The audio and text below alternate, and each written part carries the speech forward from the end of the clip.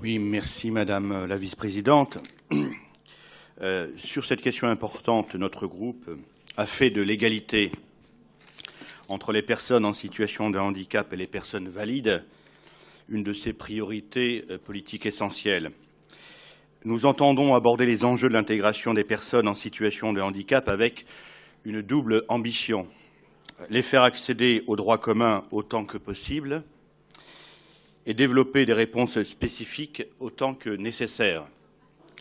Cette ambition mérite d'être appliquée en tous les domaines, la scolarisation, l'emploi, le cadre de vie. C'est la raison pour laquelle nous sommes attentifs en particulier aux conditions dans lesquelles s'exerce la solidarité régionale pour faciliter l'accès et le maintien dans l'emploi et pour aménager les transports, les services publics, les logements, en vue d'une meilleure adaptation aux personnes en situation de handicap. En ce domaine, nous cultivons une approche qui se veut équilibrée entre la solidarité, la responsabilisation des individus et la valorisation des réussites. Nous déplorons le manque d'ambition de ce projet, alors même que Madame la Présidente, Madame Pécresse, avait déclaré l'emploi des personnes en situation de handicap grande cause régionale pour l'année 2016, lors de son discours d'investiture en décembre dernier. Chacun s'en souvient. La sécurité et l'accessibilité des personnes handicapées doivent être garanties au plus haut point. Or, quand on examine ce rapport, on ne peut qu'être déçu. Vous souhaitez, par exemple, améliorer l'accès à l'apprentissage des personnes en situation de handicap et augmenter leur nombre dans les CFA. C'est une très bonne chose, l'intention est louable.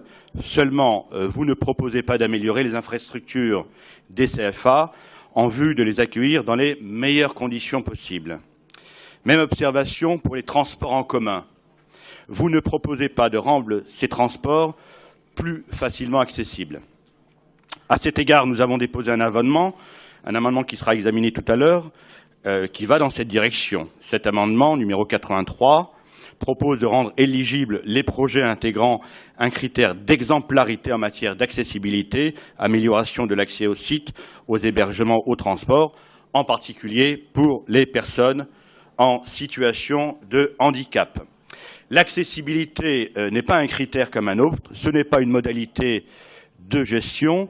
Mettez-vous à la place des personnes qui ont du mal à circuler en ville et vous verrez beaucoup mieux les choses.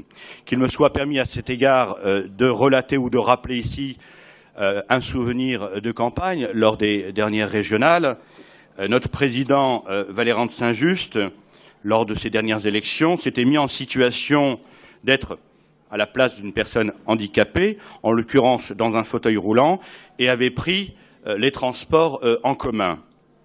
Il avait pu alors se rendre compte et constater à quel point il était difficile pour une personne en situation de handicap de prendre les transports en commun en raison de la médiocrité des infrastructures.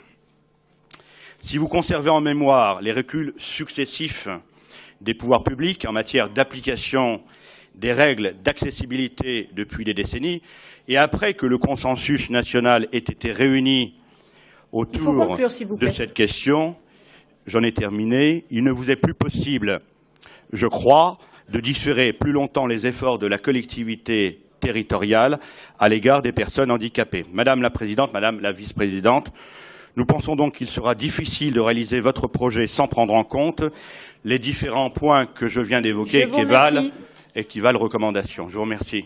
Je vous remercie.